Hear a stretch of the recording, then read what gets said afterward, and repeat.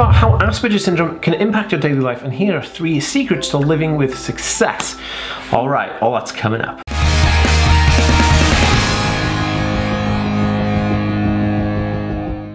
Hey guys, welcome back to the Aspie world. My name is Dan. I have Asperger syndrome, ADHD, OCD and dyslexia, and I make weekly videos on this type of content. So if you're new around here and you'd like to learn more about those subjects, remember to hit that subscribe button by clicking the notification bell. And if you're watching over on Facebook, be sure to give this page a follow. And if you're watching on Instagram, make sure to follow this account for more awesome autism content.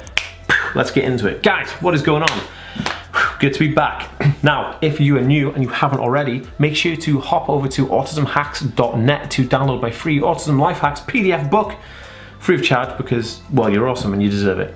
Right, so guys, I have written out 3 secrets, well, I would call them secrets, like 3 ways to live a successful life with Asperger syndrome. Now, I'm not saying that anybody who has Asperger syndrome is living a bad life. I'm just saying that I've written down 3 ways that I know how to kind of you know, just 3 secret hacks basically for making a successful kind of attempt at doing daily life stuff basically, and that is the premise of this video. So without further ado, I'm gonna get into it. And also, if you want to ask me any questions on anything, pop over to my Twitter account and give me a follow. That'll be super awesome. Okay, right, so here we go. The first one I want to talk about is home skills.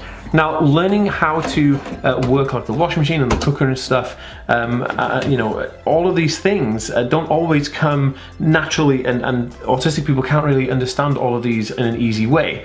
So, you know, these are basically called executive functions, you know, like preparing food or doing the dishwasher or doing your washing machine or organizing stuff. All of these things are like, these are home skills that people develop because they just pick it up, I guess, but people on the autism spectrum have a difficult time picking up all of these kind of unwritten kind of social constructs of daily life. So to combat this is what I'd say to do. Record a video on your phone or on your tablet to show how this can be done in reference. So if somebody's around telling you how to work your washing machine, I'd get my iPhone and I would film, you know, them showing me how to work my washing machine or my cooker, and then I can refer back to the video on my phone whenever I need to say, oh yeah, that's how they did it. Because having a point of reference, creating like a reference guide is going to be the best way that you can always refer to something and know about something basically instantly. Because what you're trying to do is make more of a relatable guide than anything else, and so by doing that you're basically making easy access to remember things just perfectly. So that is tip number 1. Okay, so number 2, this is a big problem actually. So short-term memory issues. Now I have terrible short-term memory issues. I actually did a video about this today actually, because I'm filming Vlogmas. I'm filming this video during Christmas time, but people on the autism spectrum have huge issues with short-term memory. I mean, it's no lie. You know, from remembering why they walked into a room to remembering to go and put a date down in their calendar for appointments and doctor's visits and all that kind of stuff. So all those things can be very difficult to keep track of, because it's basically like future organizing. When you know you have to do something in the future, they're really difficult to do. So for people on the autism spectrum, remembering to actually take action in the future from something that is happening right now, saying like, Dan, can you phone me next week at 4 o'clock on Tuesday?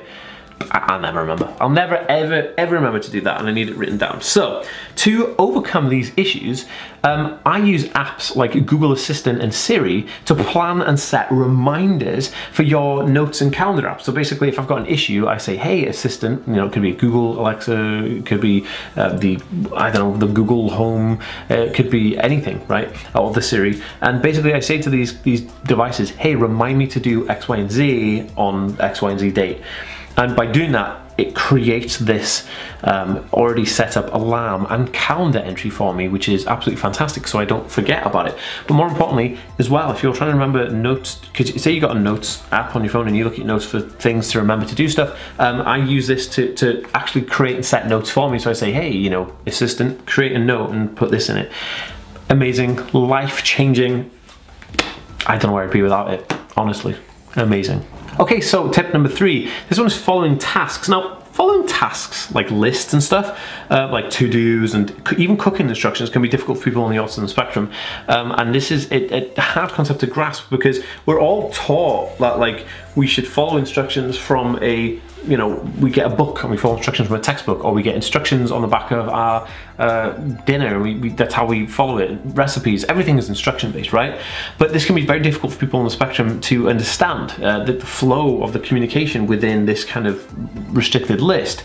So to overcome this one, and how to kind of really basically master this, is have all the tasks written down in emoji and picture format as a visual guide so it flows better. Because when you're dealing with like lists and stuff, you're dealing with like writing on a page, and that writing can be confusing, especially if you have comorbid conditions like dyslexia and other things that stop you with learning difficulties. But emojis and drawings are so much easier to see. So I would say that try and write out a list of things and use emojis within that list, so that you know that the word refers to an action that the emoji is showing you on a visual aid. Now, not only that, I actually recommend using an app called Timo. I'll link it below so you guys can check it out. Now, Timo is pretty much a fantastic app, and it has these little icons built in, and they have actually a wider range of icons than emojis do for things that are daily life tasks that will help you set routines within the Timo app that will help you remember how to do things. It's absolutely fantastic. Definitely check it out. Guys, if you enjoyed this video and you think it can help somebody, please give it a thumbs up, share it on Facebook, Twitter, and Instagram,